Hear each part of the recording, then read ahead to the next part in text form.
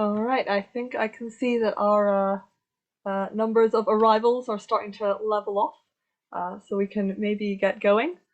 But thank you everybody who's coming here tonight to see this talk. So just as a bit of an introduction, this is a talk being hosted by the Baha'i Society of Cambridge University as part of the Cambridge Festival of Ideas. My name is Ilona Cater and I'm a lecturer in the Department of Geography here. But you're not here to see me. We are all here tonight to hear a little bit from Paul Hanley. So as a bit of an introduction, Paul is a journalist and he has extensive experience writing about topics such as conservation and sustainable agriculture and organic farming. And he also has a lot of practical experience in this field as well, doing a lot of projects both within Canada and also internationally with organic farming. Paul is also the author of multiple books, one of which is called 11, and that will be the topic of our discussion today. I won't go into too much detail because I don't want to take over from Paul, but we'll be looking a little bit about how, with a projected future population of 11 billion, how our planet, with its limited resources, and also how our society can survive this growth in population. So this talk will be about 45 minutes in length, after which time Paul will be answering some questions. So if anything does come to your mind during the talk, there's a button on the screen which says Q&A, so you can post your questions in there, and then we'll be asking those questions at the end. But I think without further ado, Paul, I will hand over to you to begin our talk. Thank you very much. It's good to be here virtually in Cambridge, coming to you from the island of Molokai in Hawaii. And I have lived my whole life in Canada, but recently moved to Hawaii, and a very fascinating place called Molokai, where people are engaged in trying to build a more sustainable society, more sustainable food systems and so on. So I'm quite excited by what's going on here, as I was back in Saskatchewan, where I lived most of my life. So yeah, I think I'll just jump right into my slideshow and share with you what I have to say about the future of our planet. So we're really looking at this question of the future of humanity with a much larger population. And I talk about this idea of reading our reality. Let's just look at our reality. And what I'm going to share with you is actually, a lot of it is quite upsetting and depressing. I'm a bit of a bummer, but after a while, I hope to switch over to some positive signs and the idea that transformation of this situation that we've gotten ourselves into is quite feasible. So as mentioned, I've been a journalist, and I was the environmental columnist with our local newspaper in Saskatchewan, Saskatoon in Canada for 27 years. And by 2014, I'd published about 1,500 articles on all kinds of issues related to the environment, and often found that I was alternating between stories of really often very catastrophic concerns and issues that were affecting the environment where I lived and also the planet, and also lots of stories of hopeful alternatives that were being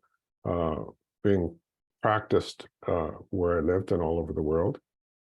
And the one thing I think that really stood out to me at that point, when I'd produced about 1,500 articles on all kinds of issues at that point, was the sheer size of the human project and the direction that we were being forced into by the way we were organizing the world.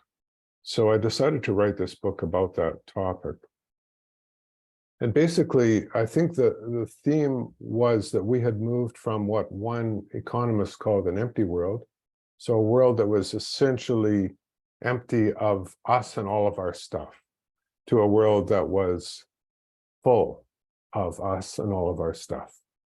So, you know, this lovely country road, very quiet and peaceful, and moving into this world where we were very much dominating the environment everywhere. And this had come very quickly, moving from an empty to a full world. And as you can see, there were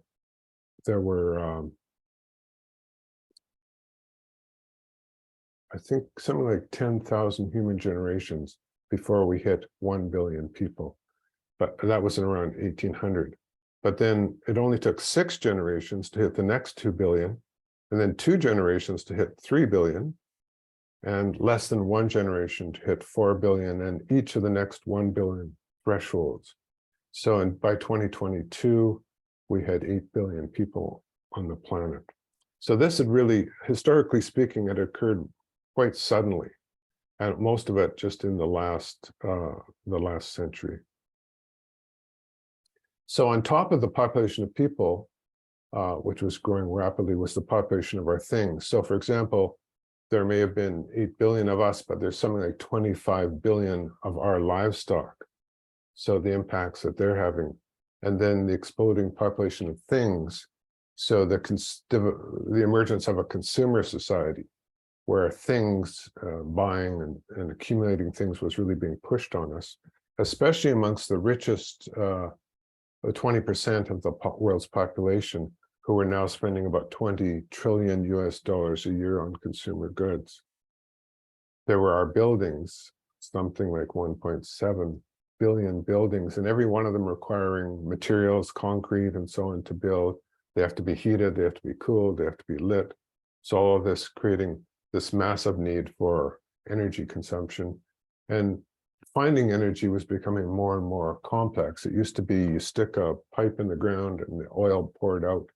Now, situations like this, the oil sands areas in northern Alberta, where it's really a devastating process to extract, and very energy consuming process to extract energy from the planet. So at the time I wrote the book, there were about 7.2 billion people, and we were already overshooting Earth's biocapacity. In other words, its ability to provide the resources that we need and also absorb the emissions that we put out.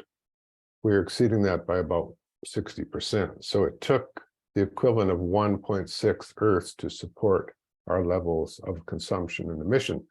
And so, as you can imagine, that's not really feasible. We're actually drawing down our natural capital, not just living on the natural interest. And so that was at 7.2 billion. And now, since I wrote that book, there's 800 million more people, around 8 billion people emerging by last year. So this was starting to have some major impacts, this huge human project. And Munich Re, which is a company that insures insurance companies, has been very concerned about this and watches the impacts on the environment of the human project very closely. And in 2015, it noted that we'd exceeded 1,000 major loss events each year. So huge impacts, things like earthquakes, tropical storms, hurricanes, floods, and fires. You notice that most of these are meteorological, hydrological, or climatological events. And some of them are very massive. The big circles are multi-billion-dollar loss events. So this is starting to be a huge problem. And this is in 2022. I noted that the map got smaller and perhaps fitting in more and more of these loss events, now worth $270 billion worldwide in losses, mostly from climate-related, meteorological-related events. So huge impacts starting to affect us, and I think we're seeing this all in the news today. And importantly, the poor are often disproportionately impacted. Now, it's not just environmental issues. That's a big part of it: extreme weather, climate change, and so on, loss of biological diversity. But we're seeing a number of issues emerge in terms of the adverse consequences of technology, political issues, financial issues, all coming together to create a kind of a crisis for humanity moving forward.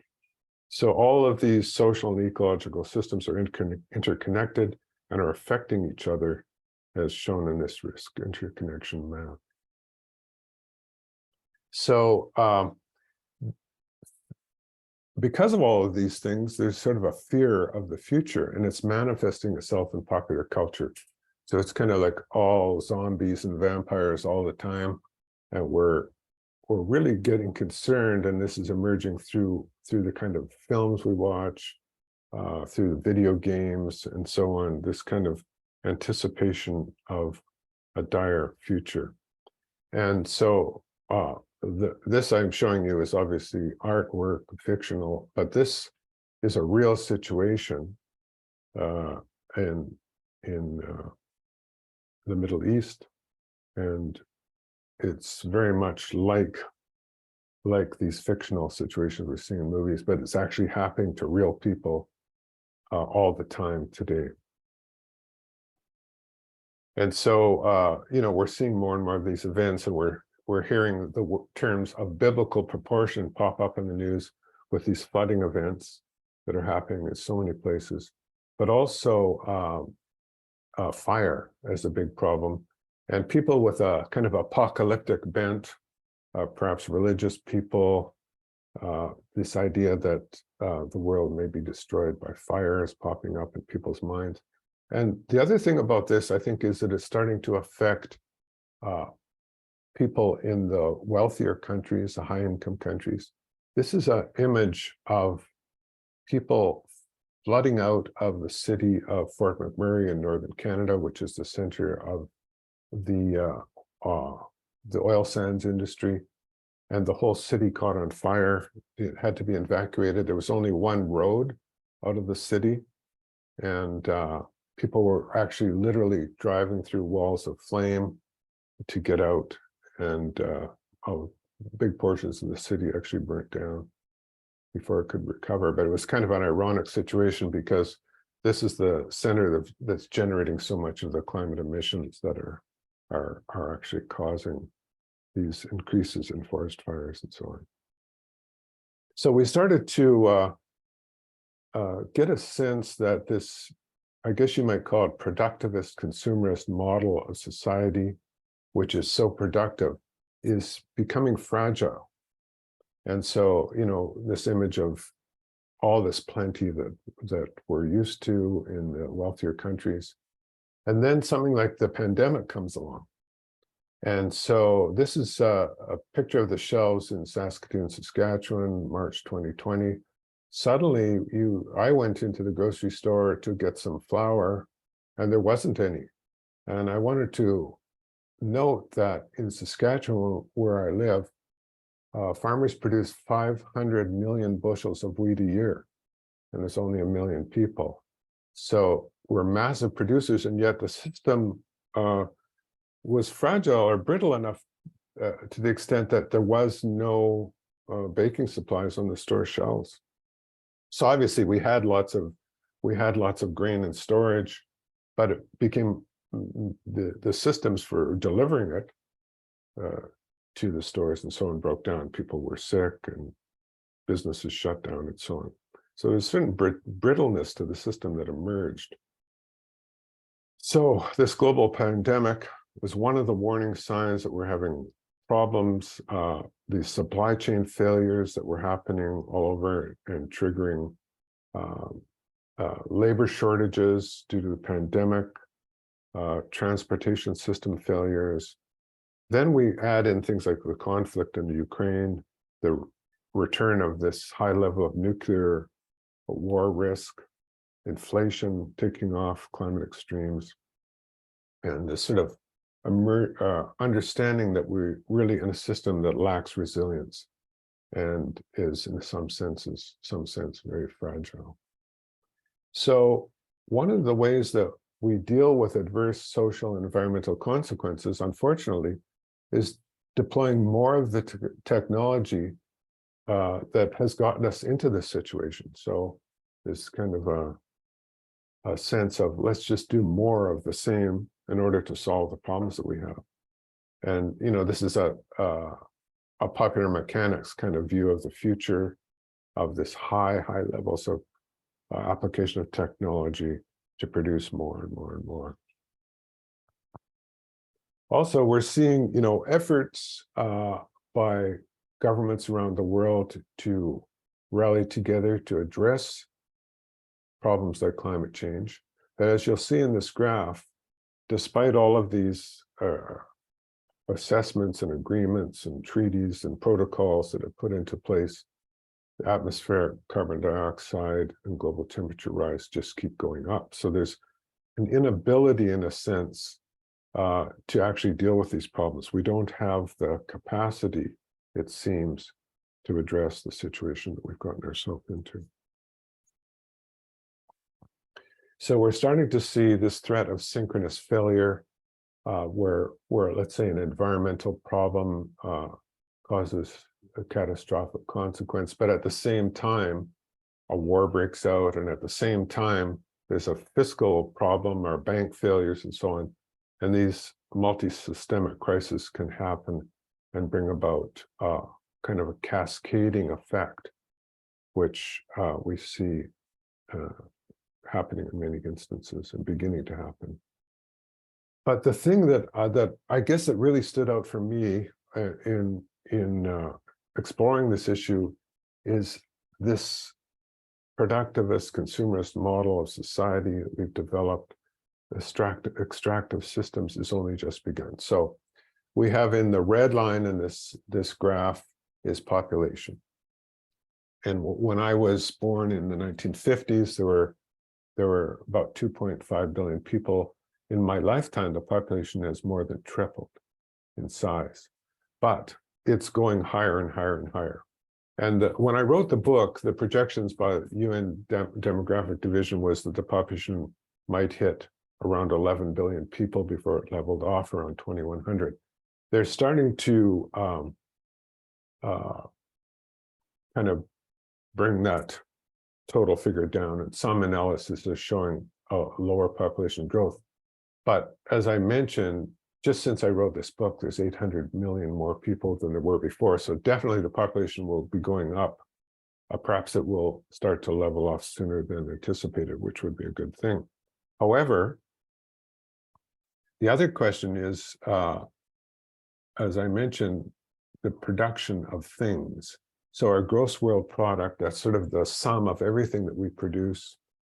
When I was born, it was around $5 trillion US a year. It's now around 80 trillion.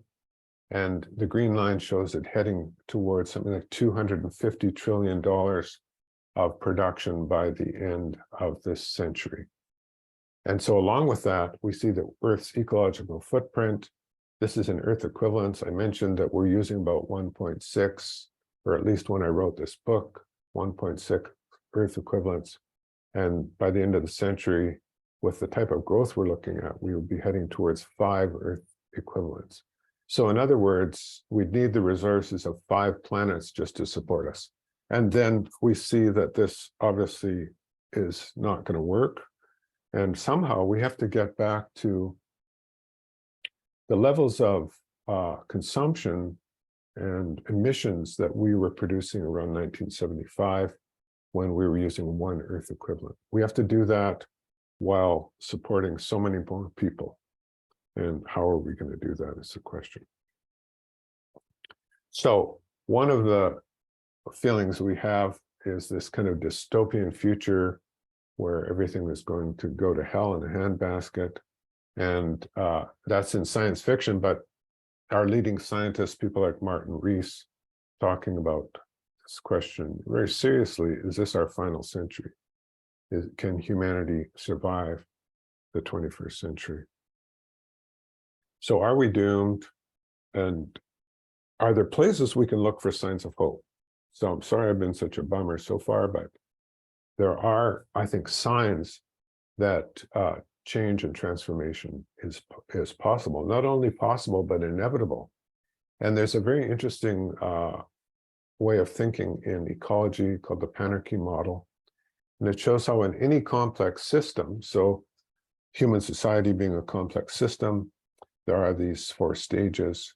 And, as we build up the capital in a system, whether it's a forest system or an economic system, you build up so much mass in that system that it triggers a release. So in an ecosystem, it might be something like a forest fire, and then there's a whole reorganization. But this theory talks about this being indicative also of human societies, that inevitably there is this transformative process that will take place in any society.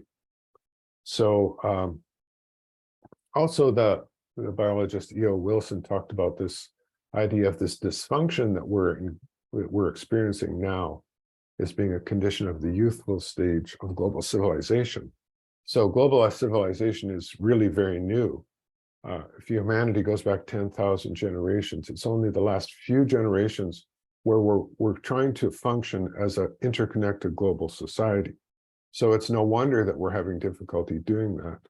Well, we've learned how to live as nation states only recently in themselves, and now we're trying to live as a global society.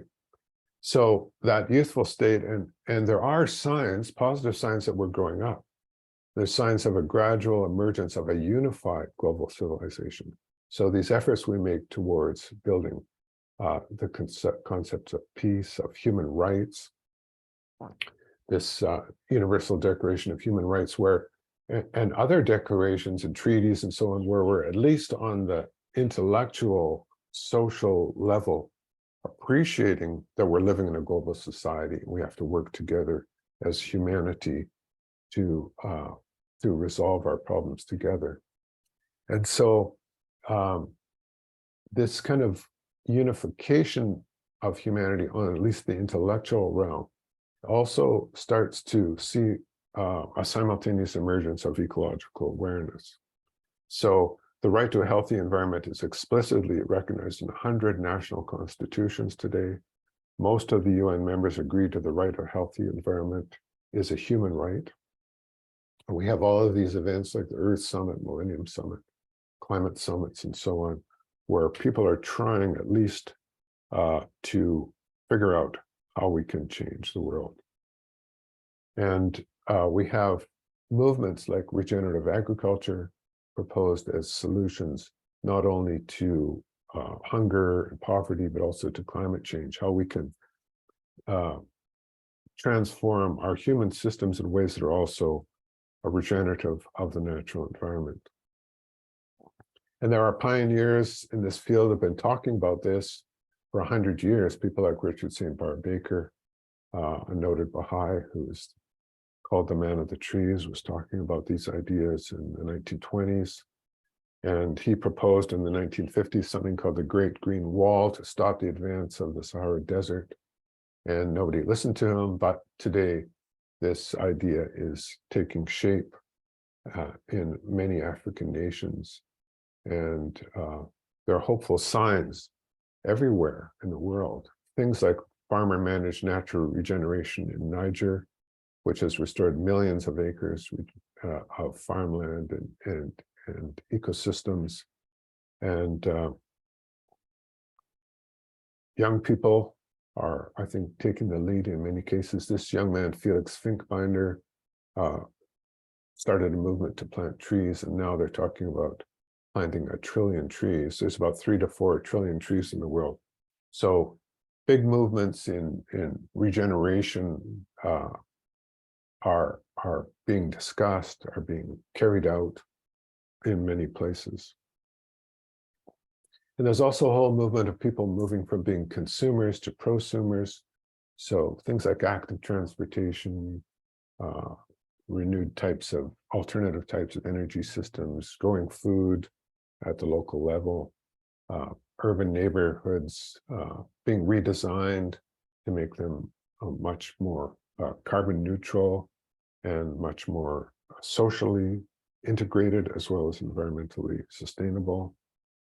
800 million people involved in urban farming and gardening. around the world. And in some cases, whole nations are changing. This is an interesting graph from the country of Uruguay, and you can see how its share of global CO2 emissions has dropped to less than half of what it was a number of years ago. So there are movements afoot that are showing us that change can happen. And we see, for example, for the first time last year, over $1 trillion invested in energy transition to more sustainable forms of energy. So good things are happening. And one of my heroes, Edward O. Wilson, talks about how human beings have enough intelligence, goodwill, generosity, and enterprise to turn Earth into a paradise. And we can possibly accomplish this goal by the end of the present century. So the potential is there to have a very transformative impact on the planet. And as he said, this is an unprecedented time in human history. And there's new possibilities, and the possibility of achieving what he calls the greatest goal of all time, the unity of the human race. The idea that a united humanity can transform its relationships to the planet. So, one of the things I found in writing about the environment was that really everything that needs to be done to make an 11 billion world just and sustainable is being done somewhere successfully already. So the question is, how can we take all of these wonderful ideas and wonderful projects that are happening everywhere and multiply them so we have a sustainable planet? But one of the things that I think that it becomes evident is that there's these two processes that are happening simultaneously. So I started out talking about the disintegration in the sense of human society and our relationship to the environment, our impacts on the environment. But also there's this very positive process of integration happening. And it seems like these are driven by competing perceptions of human nature and purpose. So in one of these perspectives, we see ourselves locked in this competitive materialistic struggle for survival. And in the other perspective, we see ourselves as one human race. And this idea that the human mind should be harmonized, and then nature would respond to that process taking place within us. So the way we perceive reality, the nature of our thought, our values, the stories we tell about the nature and purpose of human life determines the path we follow. And today, the ecosphere, the realm of life on the surface of the planet, is increasingly shaped by the noosphere, the realm of the mind. And this power of our thought actually has become the most significant transformative force on the planet. It's created what is being called now the Anthropocene, where human society is the most dominant force on the planet. As shown in this interesting diagram, which shows the Earth's land mammals, including us, the dark squares, our pets and livestock, compared to wild animals in terms of weight. So this massive impact we've had is really the result of the power of our thought. The reality of man, said Abdu'l-Baha, is his thought. We can change our reality by changing our thoughts. Vladimir Vernadsky, the Ukrainian philosopher, talked about reality being a product of focused human attention. So our predicament that we're in really is focusing our attention on material development alone, and refocusing on higher order ideals will help us to create a new type of reality. So with collective focused attention, we can alter the ecosphere. We've done it, and we can do it in different ways. Because the outer world around us, our environment, is really a reflection of our inner world and our relationships.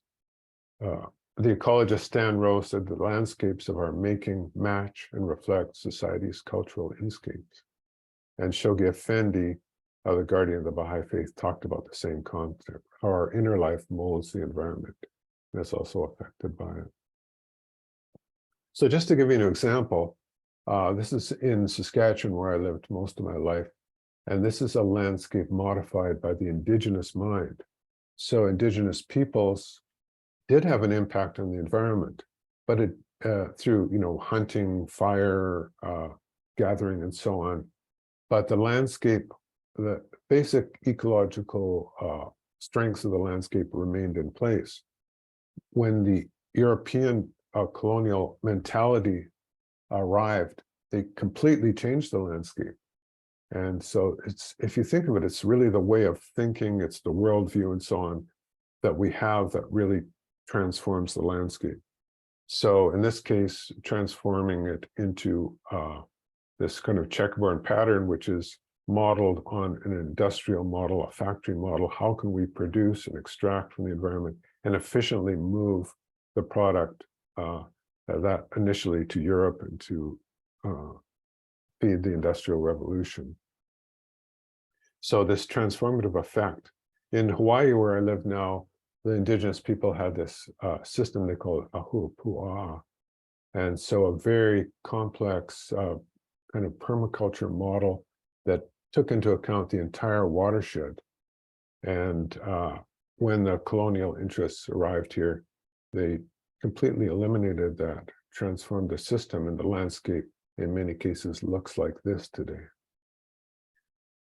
So the original model that people had, people here are trying to restore it. And there's this incredible resilience of indigenous worldviews. So people here are trying to rebuild the models that they had in the past with the addition of new concepts and new ideas in ecology.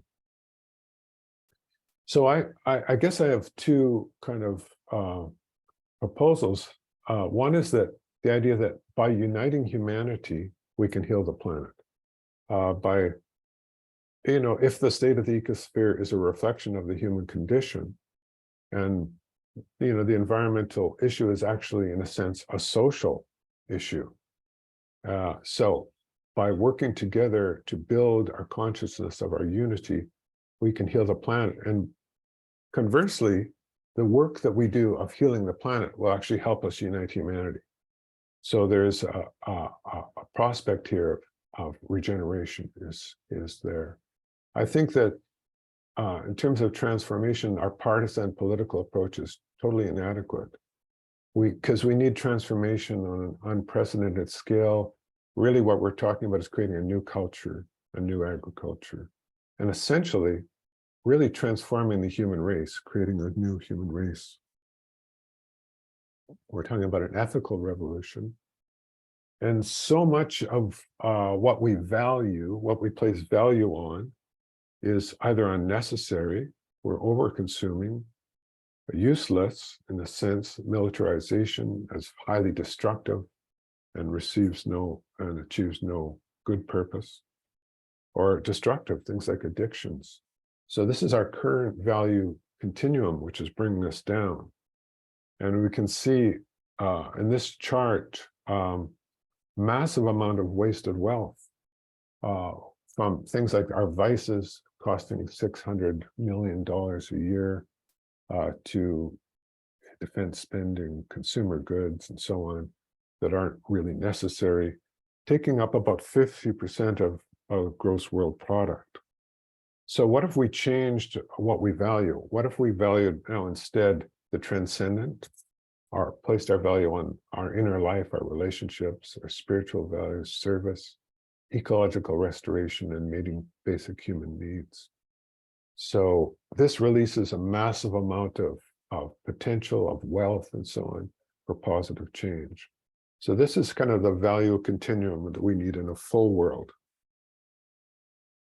And it's possible, looking at these right values and focusing our attention on unified action could actually totally transform landscapes. So I just want to share with you a short video of people in China working together to transform landscapes. And because I like showing this because it can happen on a very large scale. So just a short video on this.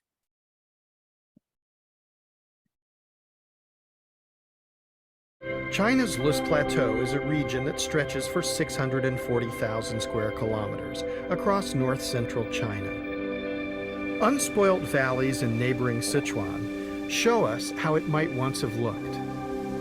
It's the sort of natural abundance that is necessary to support an emerging civilization. How could a landscape with such potential have been reduced to this?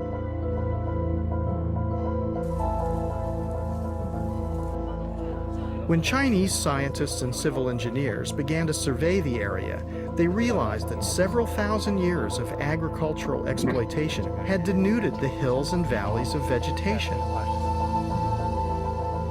The relentless grazing of domestic animals on the slopes meant that there was no chance for young trees and shrubs to grow.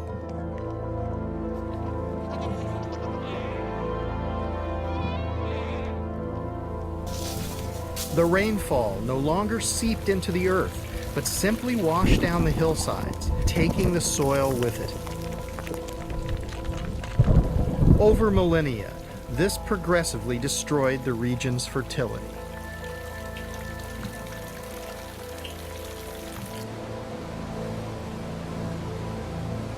When this happens over an area as extensive as the plateau, millions of tons of silt are swept down into the Yellow River. When I first filmed Mr. Ta Fuyuan and his colleagues back in 1995, I had no idea this initiative could achieve such dramatic results.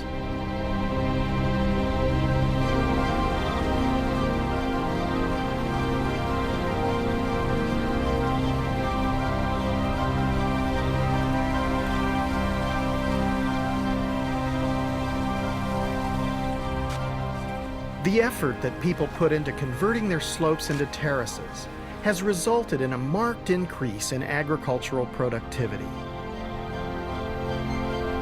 The higher yields are directly related to the return of natural vegetation in the surrounding ecological land.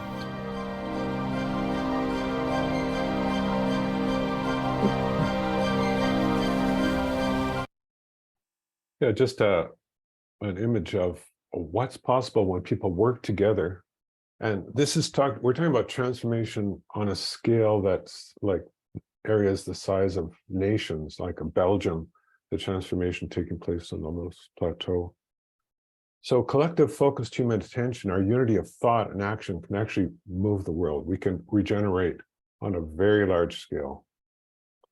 And the idea that the preservation of the environment requires not only new technology, but also a new consciousness about ourselves and our place in the world. A complete reconceptualization of the relationship with nature and the relationship that sustains society. So Buckminster Fuller talked about this idea, you don't change things by fighting the existing reality, you build a better model that makes the old model obsolete. So this is where I got interested in how does the Baha'i faith, which I've been involved in for the last 50 years, what does it have to say about this transformative process?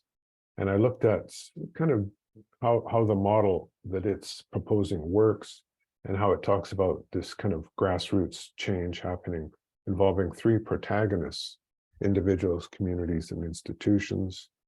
And looked at this, and don't try and read this, it's just to give you an idea of more than 100 different elements involved in the Baha'i approach towards transformation. Involves building capacity amongst individuals. You can't have a system that's so good that people within it do not have to be good. So how do we build the values, the capacities, the thinking at the level of the individual? And there's 22 different elements that I could see that would help to do that. Building unified and prosperous communities. How can we do that? And there's 40 different ideas about how to build a new type of community that can work together to bring about positive change. This idea of building an ever-advancing civilization, which is the goal of the Baha'i faith. And everything that we do has to be kind of informed by the idea that we ultimately are very dependent on natural systems. So there are ideas there that are very, very constructive in how to think about nature and our relationship to it. And then the idea of building this equitable, just world order, recognizing the oneness of humanity, demilitarization, wealth redistribution, and non-partisan approaches to governance.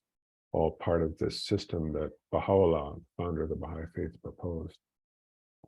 So we're kind of retraining ourselves in a new cultural ethos. We're talking about comprehensive participatory educational processes that work at all levels, starting with children and youth, but also adults being engaged in study together to figure out how we transform society. So certain steps identified in transformation, developing this capacity to actually read our reality. What is the situation? How can we be very conscious of the situation we're involved in? Develop unity of thought about it. How can we balance our material needs and our spiritual, our inner realities? Develop our capacity for service. How can we move through a process of change that involves study, planning, action, and reflection together? And how can we make this sort of a systematic, planet-wide approach? And so we're talking about individuals, communities, and institutions being engaged in these transformative steps. And systematic transformative processes. So in the Baha'i community, we have this process-based approach to transformation, and we're engaged in this in 5,000 geographic clusters around the world, trying to become more and more effective in this process. And in some communities, we're starting to see dramatic change. So I think I'm going a bit over, so I'm not going to share this video right now. This is one community in India that has adopted this approach and is starting to involve thousands of people in the change process. They're starting to transform their culture and their environment by doing it. And so, gradually, I think we're seeing a new civilization taking place in places like India, in Cambodia. These are some of the Baha'i houses of worship that are being built, which are not only centers of collective worship open to all faiths, but they're also centers of learning, centers of community building and transformation. And we're seeing this happening in 5,000 clusters like this one in Colombia. And just over the last weekend, this new house of worship opening in Congo, and these are some of the staff there, engaged in these sort of very large scale efforts to transform society. So all these are steps towards this realization of the beautiful vision of Baha'u'llah. And he says, Abdul Baha, his son, describing Baha'u'llah's vision, says, in this wondrous dispensation, earth will become another earth, and the world of humanity will be arrayed with perfect composure and adornment. The Lord of all mankind had fashioned this human realm to be a Garden of Eden, an earthly paradise. Therein shall be revealed the excellence of humankind. And he says, to humanity, breathe ye into the world's worn and wasted body the fresh breath of life. Let your ambition be the achievement on earth of a heavenly civilization. I ask for you the supreme blessing, that you may be so filled with the vitality of the heavenly spirit that you may become the cause of life to the world. So hopefully I have shared with you some of the vision of the Baha'i faith, as well as I guess my observations about where we're going, that we're kind of in trouble as humanity, but this is part of a process of, I guess, the old order falling apart, and it might be necessary for a new one to come up in its place. So I'd be happy to take any comments, questions, discussion. What do you think? Brilliant. Thank you so much, Paul. And sort of a virtual clap. I know we're all online, so we can't give you an actual clap. But so just to the audience, as a reminder that you can keep putting questions into the Q&A. But I might start by just touching on something that you were mentioning a little bit towards the end there. That quite often one of the first questions that comes up when we speak about how to, improve the environment, improve the planet, is who should do that?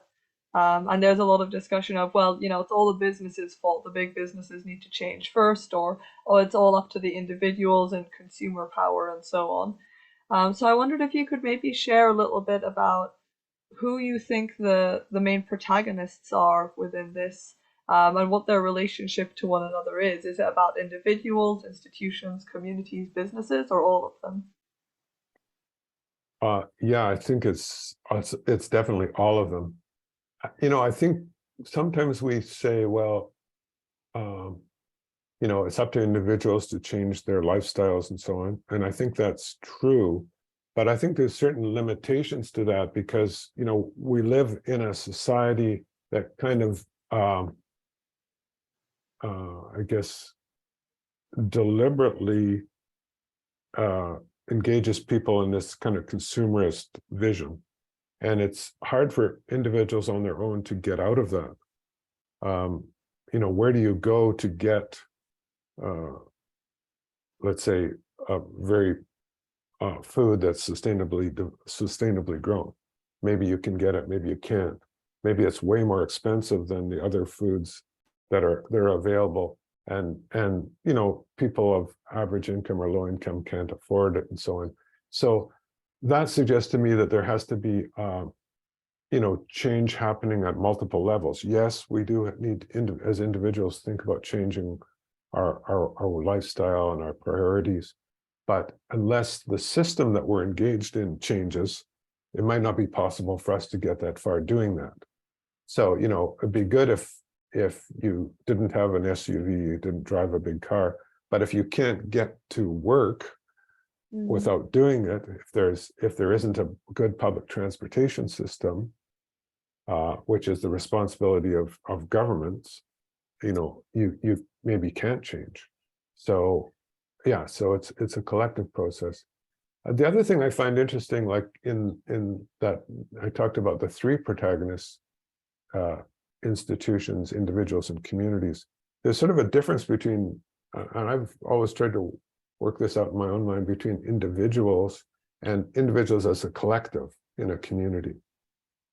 And whole communities, I think, have to work together and change their perspective.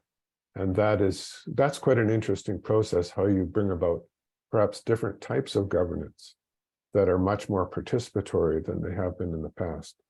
And the type of models we have for governance really promote, I think, egocentric, people who are willing to put themselves forward to be the leader must have a fairly strong sense of self or strong ego. I mean, perhaps their desire is to serve, but what if we had a different type of system where you, like in the Baha'i community, when we have elections, you can vote for whoever you want. You vote for the people who you think would be best people for the job, but there's no nomination process, there's no campaigning. And so you end up with a very different selection of people, rather than people kind of the ones who are willing to put themselves forward and think they have those leadership qualities. So, that's a way of kind of changing the nature of community. Yeah, so. Yeah, excellent. Thank you so much.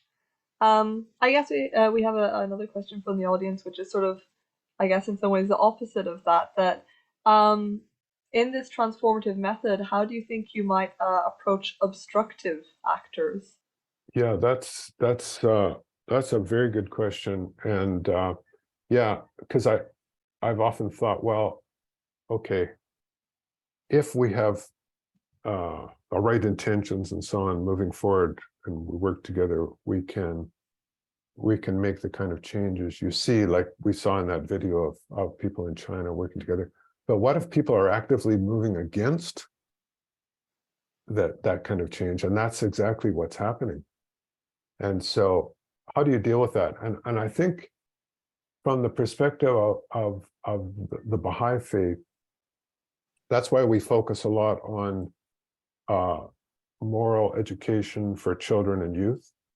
And so, I mean, I realize this is the long-term approach. But until we kind of educate at the level of masses of people are starting to really develop a sense within them of their responsibility to the collective, and to develop their capacities, their moral capacities, as well as their abilities to contribute to the development of society. Will we ever get to a place where obstructivist actors aren't that significant? So I mean, obviously it's a long process. Thank you. Yeah, I think it's always a tricky one, that our societies will always be filled with very diverse people in the best, but also in the worst ways. So it's, yeah, a tricky kind of balancing act.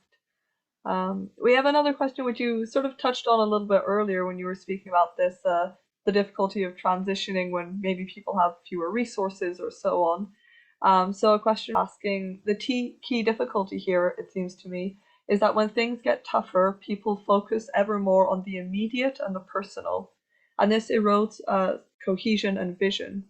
So how do you feel it might be possible to accelerate the more constructive elements of humanity, which hold their own just about in today's world, when these difficulties are mounting that might force people to focus on the immediate and personal? Well, I guess there's one thought that comes to mind is that, when things become very tense and emergency situations, people might go towards their immediate and personal needs. That's understandable, but also oftentimes the best comes out in people. The cooperative nature does come out in people as well, and so it can kind of go either way, or maybe both simultaneously. And I think that, again, I'm going to go back to this idea of building capacity in children and youth. And we have seen this now in Baha'i communities, like in the South Pacific, where a community has developed quite extensively. I think it's the country Kiribati that had a very extensive program involving spiritual empowerment programs for junior youth. And they had one of these massive catastrophes, a typhoon that wiped out so much of the country, and everything kind of fell apart. But the whole junior youth movement came together and arose and really helped the country, communicate, running around and talking to people, finding out who was most in need and so on, and then helping the community to focus on those most in need first and so on.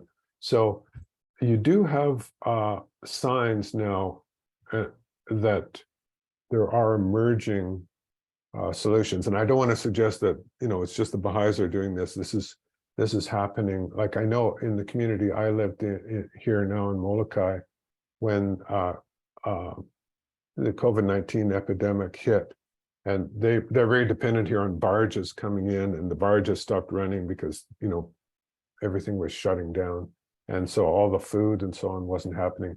And the local farmers started to put together boxes of food and so on, delivering them to the elders in the community and that kind of thing. So there was this kind of collective spirit did come together, and so this is a hope that this is what will happen. But I think programs that really kind of prepare us kind of spiritually, morally, ethically, to be ready for fractures in society can be really helpful.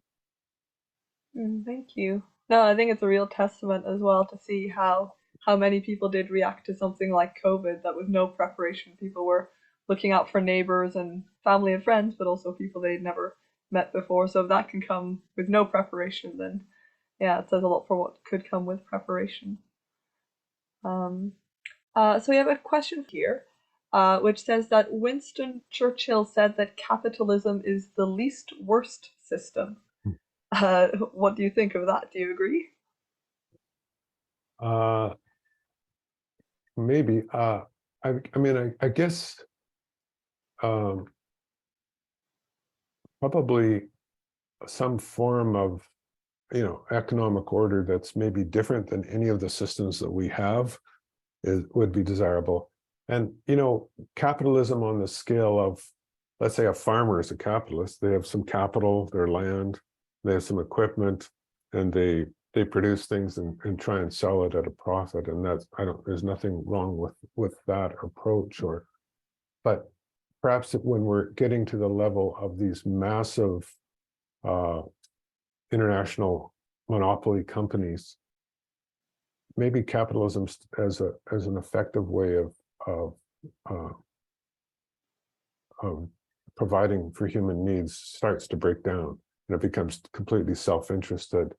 So maybe it's a matter of scale, and also maybe there's other approaches, maybe some kind of, you know, cooperatives and different approaches like that can be very effective too. But I think a lot of it is driven by where individuals are at. You know, like what is your ethical capacity, your moral capacity when you're involved in institutions or companies and so on. Can you have companies that are service oriented? And I think you can. So yeah, I don't know if it's exactly the kind of systems that we have in place, economic systems, more than the orientation of the people that are involved in those systems. So it's probably a combination of both. I don't know if that's a good answer or not. But yes, so perhaps one final question then.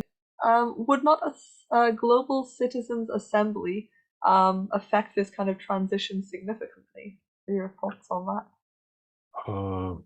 Well, I think that's a good idea. I mean, I think there are things like that happening. There are, you know, these major world conferences which do bring in NGOs, so citizen involvement from the civil society side, and I think that does help to kind of broaden the perspective of these international assemblies and so on. But as I've mentioned in one of my slides, as we see these gatherings, you know, big summits and so on happening, which do involve NGOs, they're happening and good intentions are coming out of them, but it's not really changing the system. So I'm afraid we're probably going to go into some kind of breakdown of society. The world order that we're involved in is going to collapse, and we're going to have to build a new one on different principles. And I think the more that people become engaged in building this new order, the less serious, the less disastrous will be the collapse of the old order. So I think that, you know, I think any effort like the one you're mentioning, creating you know, international assemblies of people and so on would be very constructive and helpful. But I think it's really the work at the grassroots community levels that is really going to make the ultimate change. And, you know, I think the model that we need moving forward is actually very strong, vibrant, resilient local communities. And then those local communities collaborate on a national and international level. But the type of society we need is one where the economy, the culture, and so on are thriving at the local level first. So I think that's a key to the system moving forward, you know, in positive ways.